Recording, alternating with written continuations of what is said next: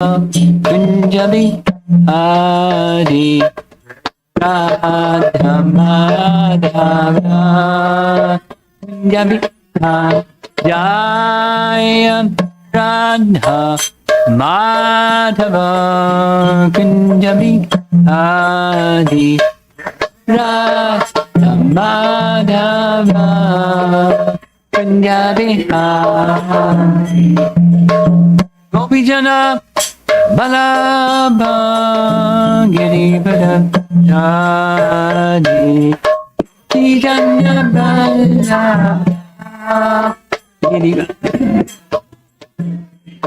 Gopijana Balabha Girivara Radhi Gopijana Balabha Girivara Radhi Jasodandana Brajachandana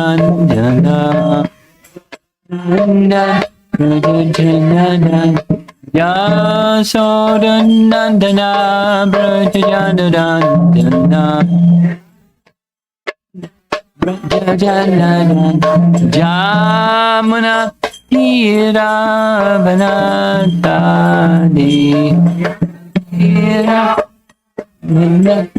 Yamuna Tira Vanachadi Tira Vanacha Jaya Radha Madhava Kunjabi Adi Jaya Madhava Kunjabi Jaya Radha Madhava Kunjabi Adi Jaya Radha Madhava Kunjabi Adi Gopijana Balabha Girivara Radhi Gopijana Balabha Girivara Radhi Pijana Balabha Girivara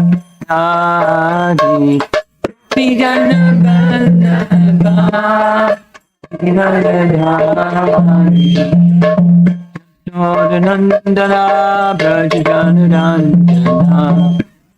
Nandana Brajajana Nandana Brajajana Nandana Brajajana Yamuna Tiravana Chandi Yamuna Tiravana Chandi Tira Jaya Radha Madhava Kunjabi Adi Jaya Radha Madhava Kunjabi Jaya Radha Madhava Kunjabi Adi Jaya Radha Madhava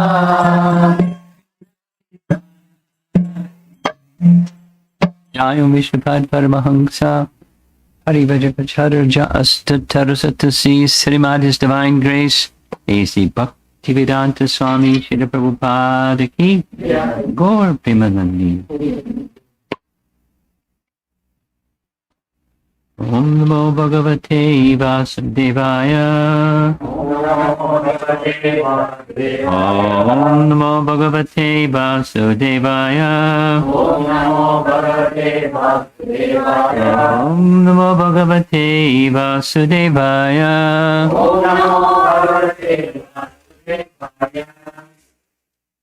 The next verse from the series that we've been covering, you have a book or you have a handheld device, you can look up the verse.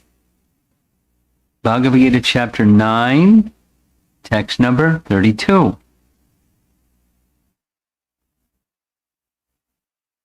You know the verse, right? Fantastic.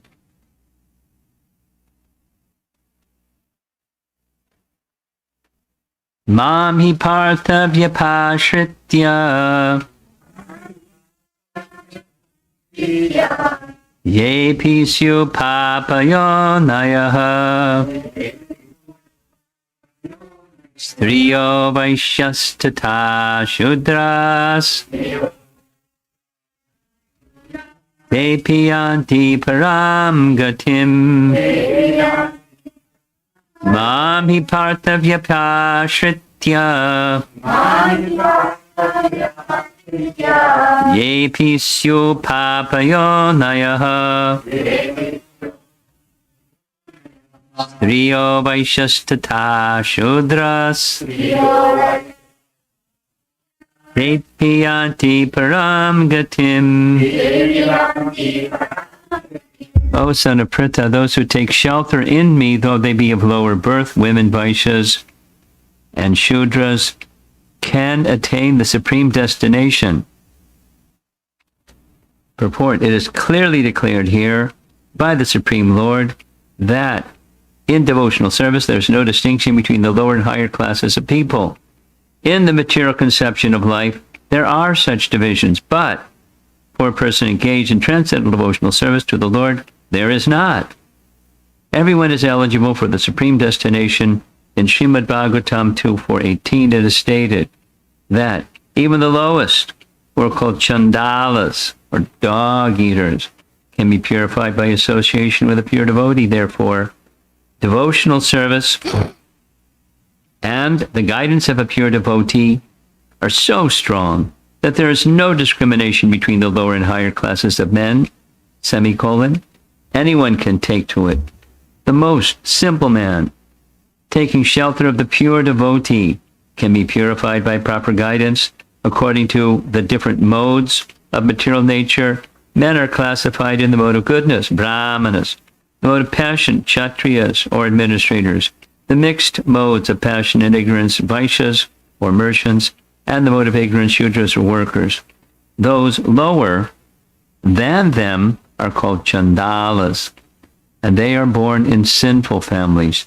Generally, the association of those born in sinful families is not accepted by the higher classes. But the process of devotional service is so strong that the pure devotee of the Supreme Lord can enable people from all the lower classes to attain the highest perfection of life. This is possible only when one takes shelter of Krishna, as indicated here by the word vyapashritya. One has to take shelter completely of Krishna. Then one can become much greater than great jnanis and yogis. So this verse fits in very nicely with the previous verses. The previous verse was, even if one does the most abominable activity, if such a person is engaged in undivided devotional service, I consider that person saintly. And then the next is, I'll correct them. By my presence, by their mindfulness of me, I am keeping them in my mind. I'm in their heart, they're in my heart. I purify them. If there's a course correction needed, I'll correct them. Don't worry. So from that comes this. So there are persons who are not of high birth, because in using Prabhupada's metaphor, there's the stairway method and there's the elevator method. Simple one. He uses the example of the Empire State Building because he was, speaking in New York. So you can climb up all the steps to get to the top floor of the Empire State Building. You might have a heart attack by the time you get there. But you can get to the top floor by walking up the stairway. They have to have a fire exit to the building. So you can go down the stairway and up the stairway. But you can also take the elevator, will take you to the top floor. And the other process, non-devotional process, that's a Vedic process, is gradual. And it has its benefits, for sure. The benefits, for sure, are gradual purification. Like really, really, really gradual purification, but, firm purification. And persons that observe those standards, we heard yesterday evening about the smartas, smarta brahmanas, or those who follow fastidiously. They follow XYZ rules and regulations as best they can, completely. And for them, for the smartas, everything is about rules and regulations. And it's not, it's not wrong, because we also hear Prabhupada say, what is a definition of dharma? Simple one. Laws given by God. And a religious person, religion is laws given by God. And a religious person is follow the laws. Just like the state gives laws. And one who abides by the laws is a law-abiding citizen, a good citizen. One who breaks the laws is a criminal, or to be punished, subject to be punished by the government that creates the law that people are violating. And there's the law enforcement agency, and they're the ones that punish people. They apprehend and give punishment. So this is a place for criminals, the material world, Devidam, and the persons that don't abide by the laws. And those that do abide by the laws, there's elevation. There's a degree of freedom. There's more freedom for those that follow the laws than those who break the laws. There's more restriction for those that break the laws. There's degrees of breaking the law too. But if one's just restricted, like put under confinement or whatever, in different ways of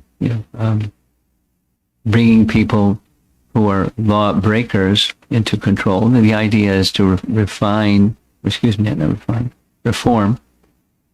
those tendencies. Anyway, generally it doesn't work that way. It works the other way. You put people together in jails and they associate with other criminals, so they become more criminal. It reinforces their criminal mentality. It doesn't reform them from the criminal mentality. So it's like the material world. You associate with materialists, you become a materialist. So the regulations, the smarta group of people, they like the regulations. And all religion has regulations. Say it negatively. That which doesn't have regulations is not a religion. All religions have some regulation. A little story. Some years ago, in the Tuaco temple, there was one of the congregation member girls was attending NYU, New York University. And it happened that one of the evenings that I was there for the Sunday program, she brought one of her friends from school, who was a Hasidic Jew, who came because he was, an open-minded Hasidic Jew, but, who wasn't about to leave his Hasidicism or Orthodox Jewish faith. But he was curious. So he attended the Sunday lecture, and he came to where I was after the lecture. And his first question was, are there rules? Are there laws? Because in the Jewish faith, there's laws. They study the scripture, the Torah, understand the laws. And they read it in Hebrew. And, they're really, you see them, the Hasidic Jews, they're reading the scripture all the time. They're really very fastidious about it. And they follow. Now, some of the things that they follow are a little puzzling, to me at least. But, they're following because that's what being a conservative or Orthodox Jew means. You follow the laws. So that was his first question. Are there laws that you're supposed to follow? And then what are they? So we have laws that we're supposed to follow. But the persons that are eligible for devotional service may be persons that don't follow. In fact, they're outlaws. Or chandalas. There's those that don't follow, the pancha, those that don't follow anything. They're not necessarily atheists, but they just don't follow anything. So that was an audience that Prabhupada had to address. Not atheistic per se, at least many of the young people he was addressing, because it was young people he was addressing it initially at least, weren't following anything. And they were, in fact, rebellious. The counterculture audience was rebelling against authority because they didn't trust authority. There was a saying during my time, don't trust anyone over 35.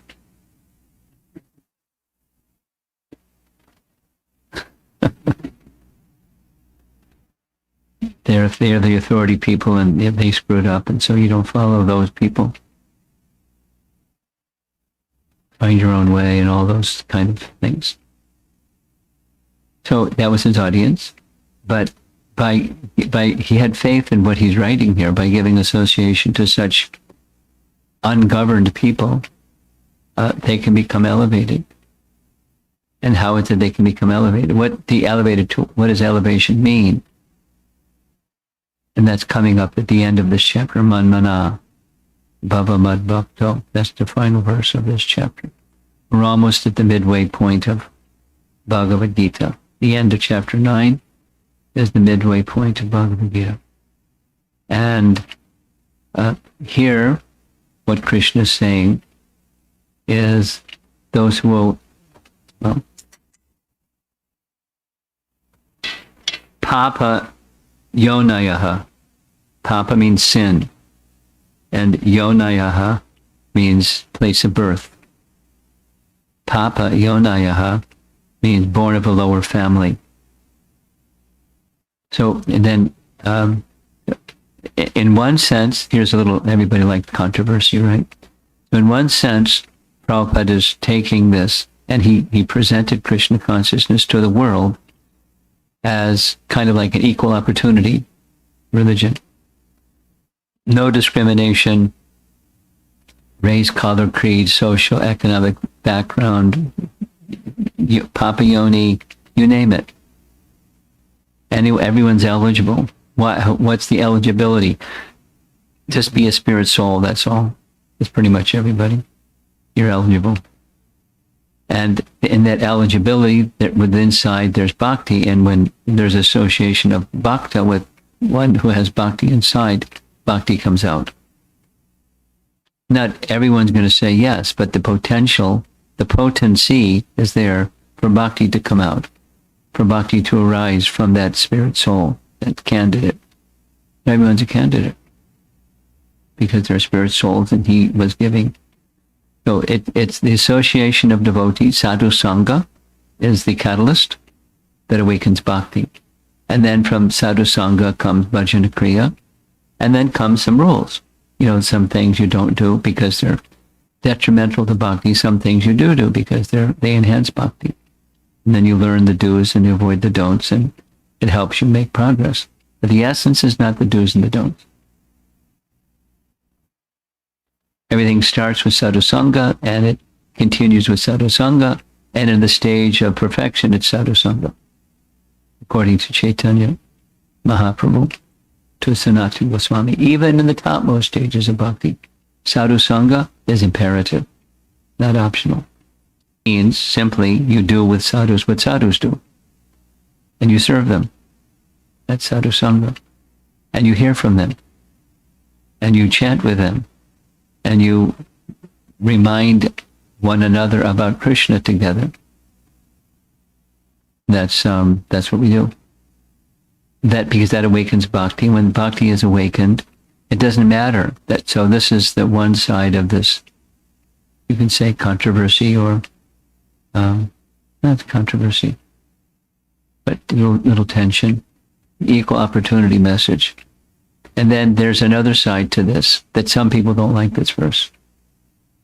Because especially modern people don't like this verse, because it sounds discriminatory. Especially women. And the categories of Papa Yoni, come on. I mean, men may also be born in, a sinful family, and why are you singling out women? That whole thing. Now, I didn't go through the commentary of our acharyas for two reasons. One is I just forgot because I was so busy doing what I'm doing. But the other is I thought about it, and they're addressing a different audience. Prabhupada is addressing today's audience, and it's not doesn't have a shelf life. Each acharya has an audience, and he's addressing according to the audience. And our predecessor acharyas are certainly in terms of principle. That's not going to change. But the audience is not an audience that says, what modern people think about what the role of women are. I mean, without going into it, just like what the role of abortion is. Women are big advocates for abortion rights because it's my body. Wait a minute. So I don't want to go into that topic. I'm just bringing it up. So don't ask about the abortion topic. But it's just like, it's another one of those things that's just not talked about. There's not even a thought of it. Or transgender people. What's in the Vedas about? There's nothing in the Vedas about it because there was no even a concept about it. Nothing our acharyas wrote about transgender people. It just wasn't. Whoa. So it wasn't an issue for those who are cultured. There's a role of male and female in family life, and they have their role in family life, and they serve each other in somewhat traditional ways, of course, customized to personalities, but somewhat traditional ways. And there's a purpose behind it. The purpose behind it, what's the purpose behind it? It's coming to the stage where love for Krishna is most enhanced. And if we stay within that norm of social roles or other roles and live our lives accordingly, then we're happy and progressive spiritually. So that's this other side. The people don't like the verse, or they don't understand it, so they don't like it. That's really what the situation is. Because the situation that Krishna, this is chapter 9, the most confidential knowledge, and it's about bhakti. And the message is saying, the first part, it's an equal opportunity system. Anybody. And those that are devotee women are, they transcend whatever the birth, just like devotee men that may be born wherever they're born. They transcend those confines. Their eligibility is equal. There's not greater accessibility to those that are born this way compared to those that are born that way. There may be more of an uphill climb for those that are not born in an elevated situation, and there may be more like dry grass igniting with fire if one has refined qualities and birth. There's less struggle involved. It's more simple. So go to the smarter people or the staircase people, the gradual elevation people. There's benefit. It's like, using that same metaphor, taking wet wood, making it dry before you try to throw it in the fire. You throw it in the fire, you make that a lot of smoke to make the wet wood dry. And it'll eventually dry, and then so forth and so on. So the emphasis in chapter 9 is on bhakti, and the flow has of its past 5-6 verses has been going from mixed towards unmixed devotion. And so is this verse. The prior qualification of birth, etc., prior qualification is not a consideration. It is the consideration then. The consideration is, as Vishwanath Chakrabarti Thakur titles this chapter, Ananya Bhakti. yoga, undivided devotion. That's the criterion. That's the criterion. So the previous verse is those that do sudurachar. This verse is those that papayoni, they're qualified. Now smartas won't like it. They don't like the previous verse. They don't like this verse. But Krishna liked both of them. And if we understand the intention that Krishna is speaking, we will also appreciate and like them. Because the essence is not the non-essence. The essence is the essence. Material qualification, including high birth, because that's a material qualification. High education is a material qualification. Wealth, beauty, renunciation, it's a material qualification. Now, material qualifications can help. That's something that Prabhupada said about his Western audience. You know, one good thing about you people, the Western American people, they're very detached from family. That can be a problem. But it can be an asset. Because young people during Prabhupada's time very quickly took up Krishna consciousness in a very renounced way. Like, extremely renounced way. And some of the stories that you hear is like, wow. Really renounced. Amazing. But, you know, by Prabhupada's potency, the bhakti factor just lifted them up. And because they didn't have the anchors of worldly attachments, they could move quickly. Now, because they didn't have strong enough bhakti, they could also fall quickly.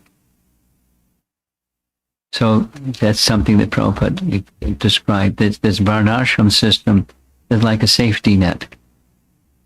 By safety net, he didn't explain, but supposing someone is practicing walking a tightrope. You know what a tightrope is? Yes? Okay. So it's good to have a net underneath, right? In case you slip, you don't crash. So some of these daredevil people that walk on a tightrope across Niagara Falls or something like that, like, they're crazy.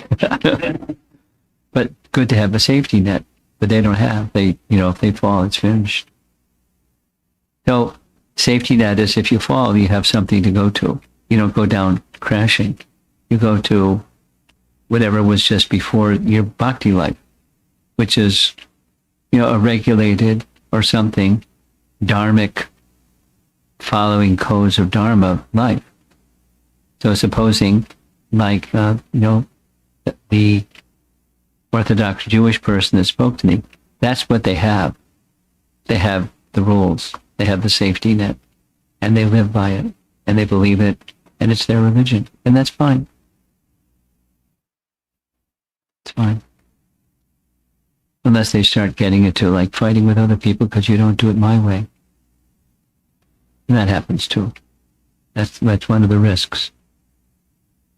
When one doesn't know the purpose behind it, or hasn't achieved it, or is, like, you know, far away from that purpose. So there is a purpose in the rules, and you know, the fruits of following those rules. It's elevated birth. But as Queen Kunti says, the fruits of that piety can be a big obstacle. Right? Janma Aishvarya Shuta Shribir Edamanavadak Puman. Persons that have that, they can't think of you without deviation, because they're attached to the temporary and the fruits of their piety. It happens. No, it's not always. Just this morning I was hearing Prabhupada speak in Bombay about, I don't know the circumstance, but he mentioned recently one of the life members, a very wealthy industrialist, jumped off and he was asking the name of the bridge, such and such bridge, and committed suicide. Although he was a wealthy industrialist. It just wasn't enough, and whatever, we don't know the circumstance. And he just moved on, but with the rest of the class. But his point was, achieving things of this world takes sacrifice, And generally it takes some piety to be able to achieve things of this world. But, with passion, it's never enough. It doesn't satisfy. It's not the purpose. Achieving things is not the purpose. No, we're in a world where we're encouraged to achieve things. It's not wrong to try to achieve things. But to make the achieving things the purpose, while forgetting what the real purpose is, that's a big problem. Then you flip it around. Supposing persons don't have those achievement things, but they have bhakti. That's good. That's good. That's the goal. And because those other things will fill in. Krishna will Chipram bhavati dharmatma. He'll correct the shortages, and the other verse we heard about yesterday evening. He'll preserve what we have and carry what we lack. So don't worry about what you lack or what you have. Worry, you leave the worry department up to Krishna, and you take care of the bhakti department, and Krishna will help you in both departments. And that's chapter 9, Bhakti Yoga, front and center. There's just 2 more verses in the chapter, and the chapter closes with, always think of me, become my devotee. Important chapter. See if there's some discussion.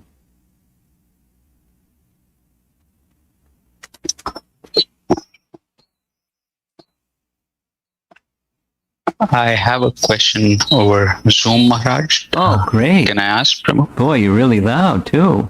Can you take your microphone a little further away, or just Yes, volume or something? Go ahead, speak. Yes, Maharaj. So, Hare Krishna, Maharaj. I understand, as you explained, that irrespective of the birth and male or female, bhakti has the power to deliver everyone. So that portion I understand. But I haven't ever clearly understood is why the position of a woman is described as sinful, papayona, or subservient or inferior to men.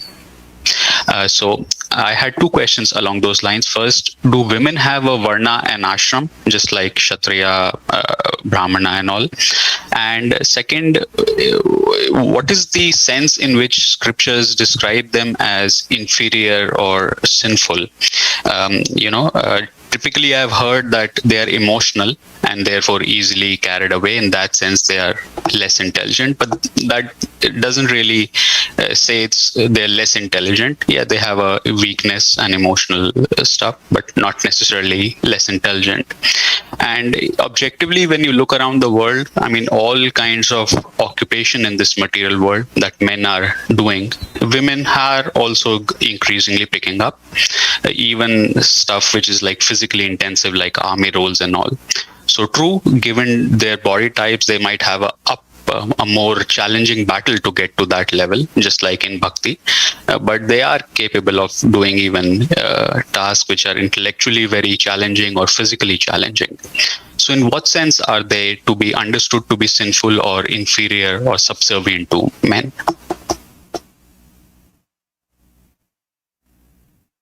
That's why this second question is why I gave a short class, because I thought we'd have discussion. That's not going to be satisfying for some listeners. I'm anticipating. This is one of those topics that can go on and not end, and still, not satisfying everybody.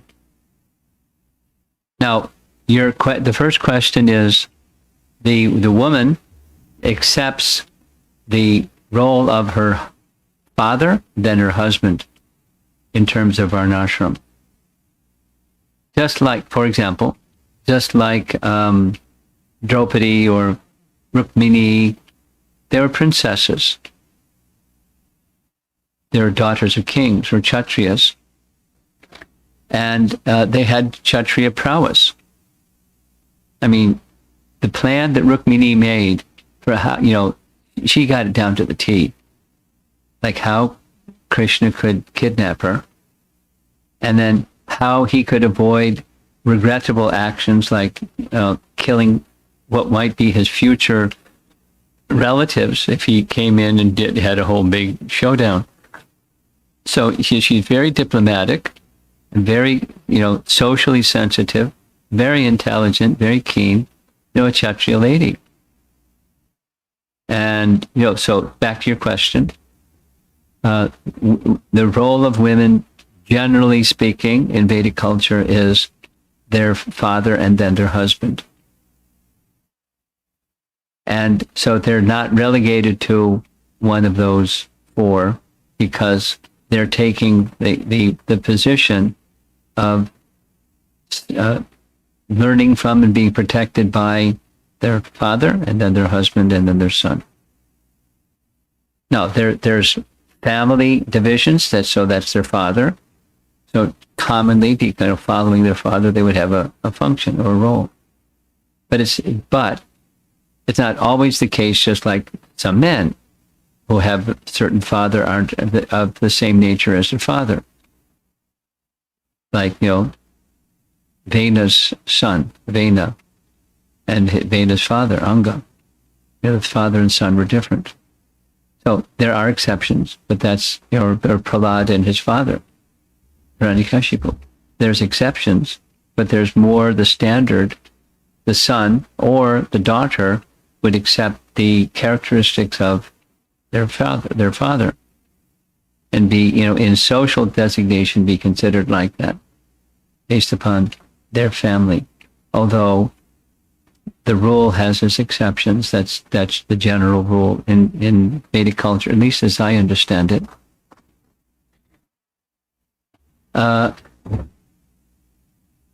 Then the second one is the sticky one. Now, there are, I've heard persons have sent to me podcasts where this topic is discussed. And I'll tell you from my audition, the answers are very colorful. It's like a rainbow. Every color in the rainbow is out there with the answer to this question. So I'm not likely going to supply a silver bullet answer that everyone's going to say, yeah, that's it. Got it.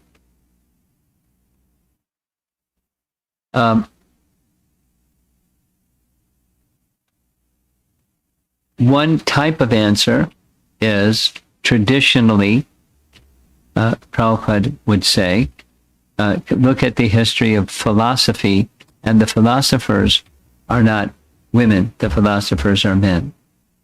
The rishis and so forth and so on. That doesn't mean that they didn't have their counterpart female assistants or female qualified people, but the writing of and establishing of doctrines and teachings and understandings and so forth, traditionally men.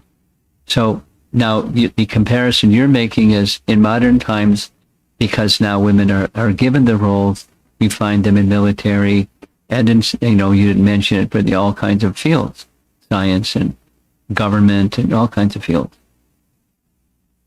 So what about the intelligence of those people? Well, obviously they have intelligence. They couldn't do what they're doing if they didn't have intelligence. But it's a different kind of intelligence. That's one of the principal arguments, one of the principal lines of reason is what's being spoken of is the less intelligent women, because you didn't bring it up, but it's, that's another one. And lower birth because they're in the subservient role. Now, when you become a devotee, that's good. It's exactly what Prabhupada was speaking about in the class this morning. Worldly people, he was saying, they look at devotees and say, come on, you're teaching to become a slave? And he used the word slave several times. We're not going to become slaves. And he didn't quote the government person, I forget which one it was, who wrote a commentary on Bhagavad Gita when Krishna says, surrender to me. That's too much. That's too much. Can't ask for it. So here's what you do instead. He just would modify Krishna's words right in his Bhagavad Gita commentary. Radha Krishna, Dr. Radha Krishna. It's too much. He's asking too much. And then others would say, oh, you become a slave? What kind of religion is this? Become a slave? So because people look at the word become a servant of Krishna in a derogatory term. So for women to be subservient to looks like a derogatory social role. For worldly people, it's a derogatory social role. And for spiritual people, it's an elevated spiritual role. Being servant of others. Dasa, dasa, anudas. And so forth. So, it gets really confusing because of three things. Modern conceptions, material conceptions, and spiritual conceptions. And modern conceptions are really kind of messed up. And material conceptions is this, subservient idea. Don't be a slave. And because it's demeaning to be a servant. This is demeaning. Let me finish. I see your hand. Let me finish. Yeah. So, a lower birth is because the position by nature is subservient.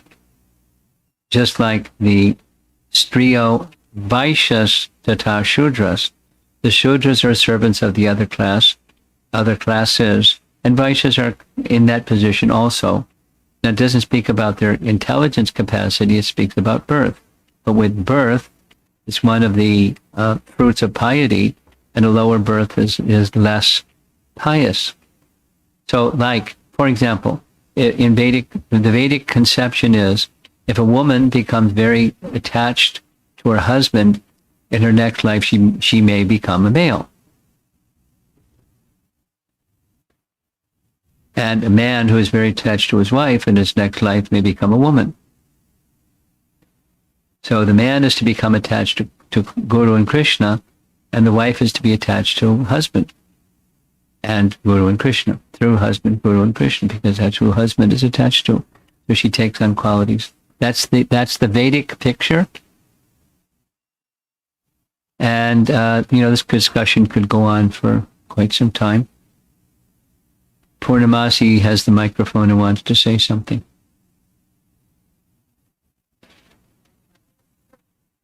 It's on. No, but there are people online that need to hear. Okay. Hello. Okay. You're on. Yeah. So sometime back I was hearing a lecture in which they were talking in Vedic times how the varna of the children that came from the mother. For example, I don't remember he gave two examples. One was about Ravan. Though the father is Brahmin, he's always referred to as Rakshas because the mother is Rakshas. So I'm trying to understand when you're saying the varna comes from the... same for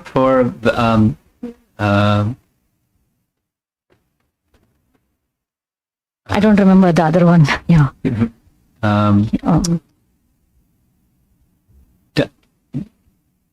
Help me. Dhritarashtra, Pandu, and Vidura. Vidura took on the status of his mother. Correct. Oh, yes. He gave that example. Yes. Thank you. Vidura. Yeah. Yeah, that's correct. I stand corrected. So whoever was asking the previous question, Varna is determined by the status of the mother. That's correct. Yes. However, with Ravana, there's some versions of Ramayana take it that he felt badly because he killed the son of a Brahmin. But more commonly, the conception is the son or the children take on the quality or qualification of the mother, the varna, the ashvarna of the mother. Very good. Thank you. You have something? Online. 3 questions, Guru Maharaj. Okay. The first one, can you please help me understand how our Krishna would categorize great devotee Mirabai in regards to the verse 9.32? Yeah, she's a great soul. That's how. She's in the stage of perfection because of her bhakti, regardless of her yoni, her birth. And others were great souls, regardless of their birth. Prahlad. And Janava-Devi, and so forth. I was asked by my friend that why a woman after marriage had to change her gotram and surname, which successively goes to the children. Kindly help understand. It's similar to Purnamasi's comment, and mine. The mother, the wife, takes on the characteristics of the husband, and so that it follows. And then the children follow the characteristics of father and mother, or mother. That follows. It's just a social system that's conducive for God consciousness. What does it mean to follow the instruction of acharyas? The same acharya might give different approaches to the same problem at different times. Yeah. It's principle based, not detail. Follow, and if you don't have someone who you have taken shelter of, then you're likely to become confused. Because it's true. Different acharyas will have different approaches to the same situation. And even one acharya may have different approaches at different times to a similar situation. So it's important, more than important, it's vital to have shelter. And if one loses that shelter, then you're certain to be confused.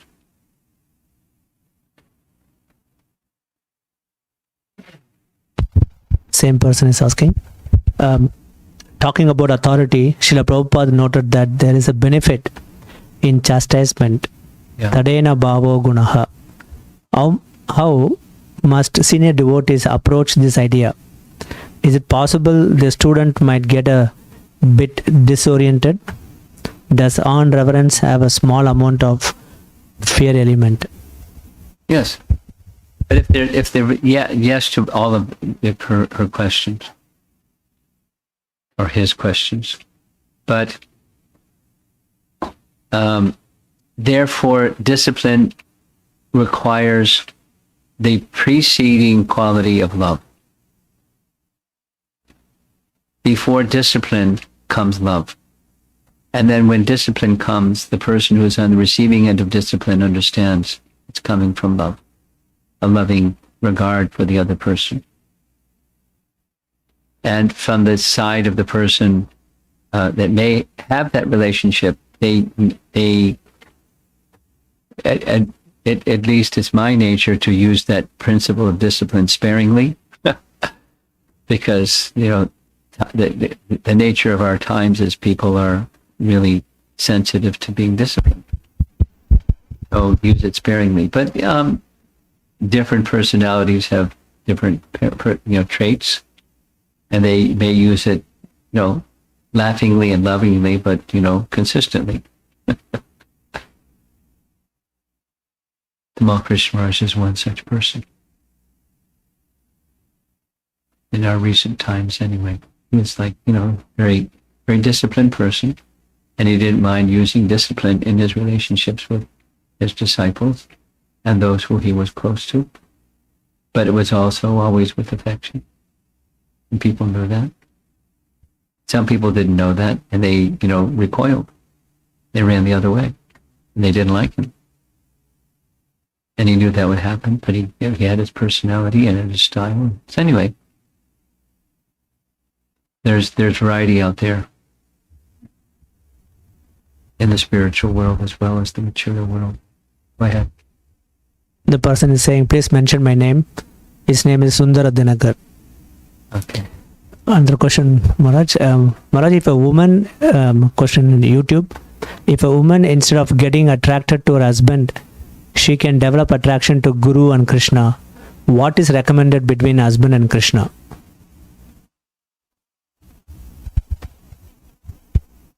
Well, that's what I'm not sure what the question is saying.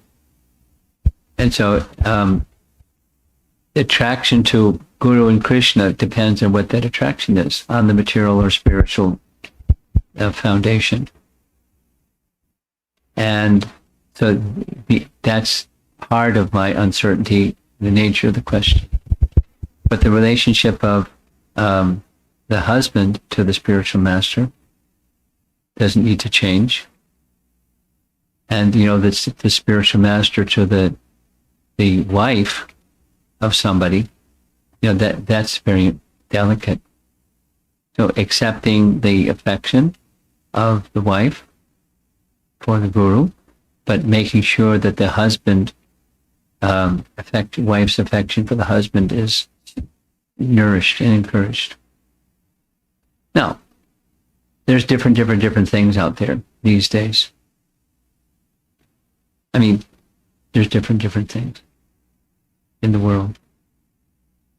In America and in India and in China, it's a whole other story too. Just because in thinking of answering this question, because there may be at least one or two devotees from China hearing this class, for your information, devotees, most of the devotees, maybe 90% of the devotees, initiated devotees in China are women. And of those, most of them who are married to men who are not devotees. So those who are women in China that have such a situation, part of the problem is making that balancing act between their devotion and spiritual life and their grihastha ashram. And, irritating the husbands of those women who are devotees can be a big problem for those women devotees and for the yatra.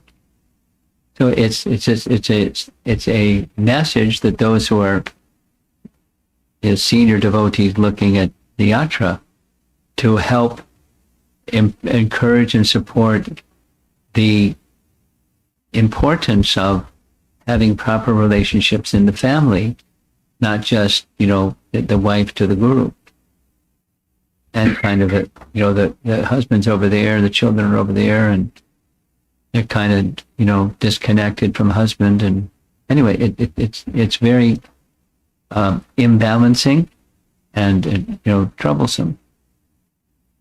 So back to this statement, there's different things out there, how that works. So a lot of it depends upon the dynamics and the particulars of the situation to answer a question.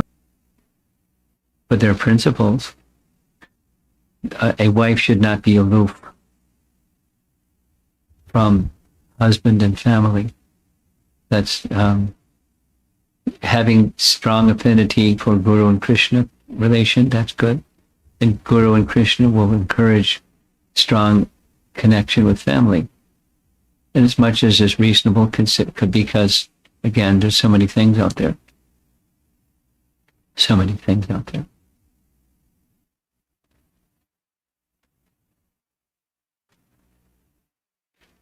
So the long-term challenge is training people so that they're wholesome and they can have wholesome relationships, and then help, with other members of the community and within their families have wholesome relationships. And that's a Kali Yuga challenge. Next question. the person is writing, the above question is in the context of gradual elevation from woman to men, then to devotee. I'm not sure what that means. Can we go on to the next question? Yes. The next question is, as a clarification to what Maharaj said in response to my question, the person who asked the first question, why women are inferior, Maharaj said. So that they Zoom call? Yes, Yeah. Maharaj. Maharaj said women have different intelligence than men.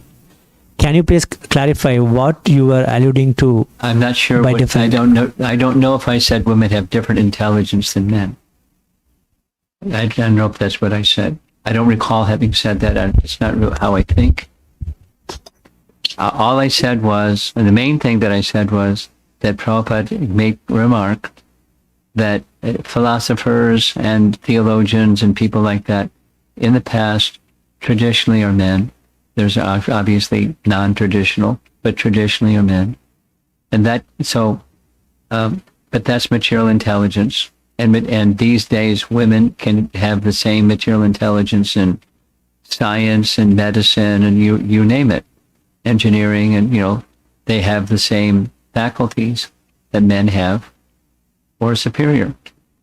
So no problem with the material intelligence side. Material intelligence side. Huh?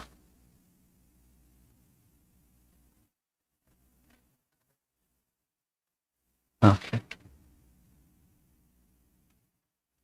So you're asking for clarification of something that I said that I don't recall having said. Oh, okay, I might have misheard you, Maharaj. I thought in response to saying inferior intelligence, I thought you made a point about different, but perhaps I misheard. Okay, that's fine. Why some souls reject immediately after they got even the best message from the person who forces, gave trouble to them many times? Ask the person who's sending that message to rephrase the question because it's not clear. Right. Could you, it's anonymous question, so could you please... Whoever sent it can send it again. Okay, could you please rephrase the question? Yeah, thanks. How are we doing? Anything more? Anything in the room?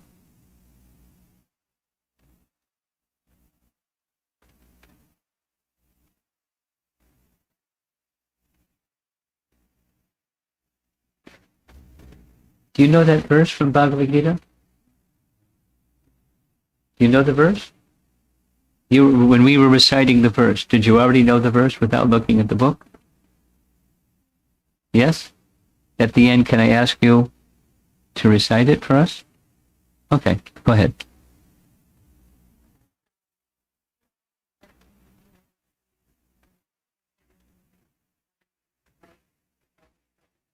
Yes.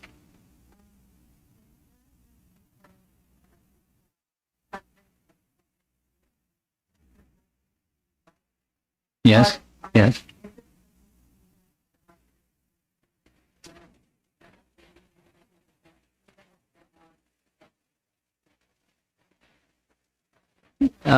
There's different varnas.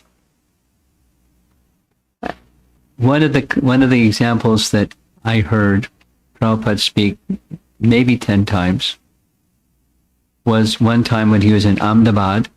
He saw a rickshawala, and he was pulling a load, and on top of the load was his wife, and beside the wife was the child.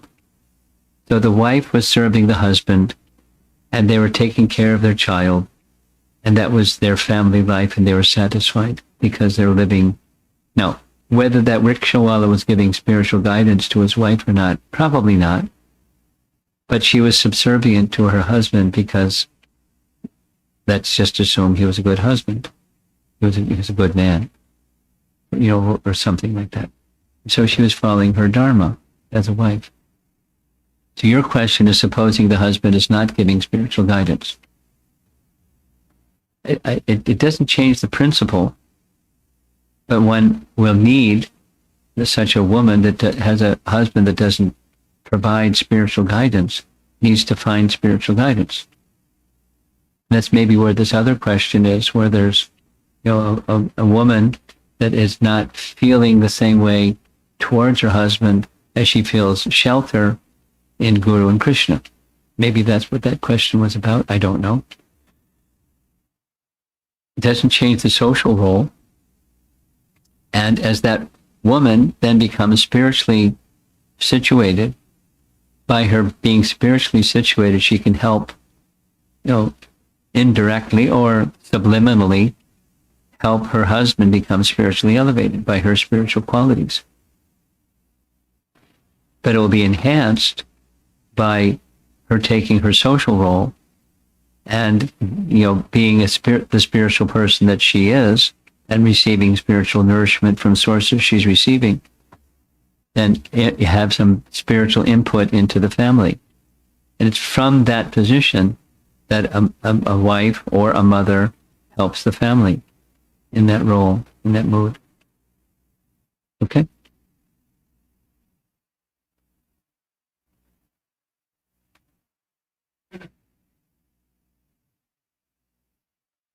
Okay.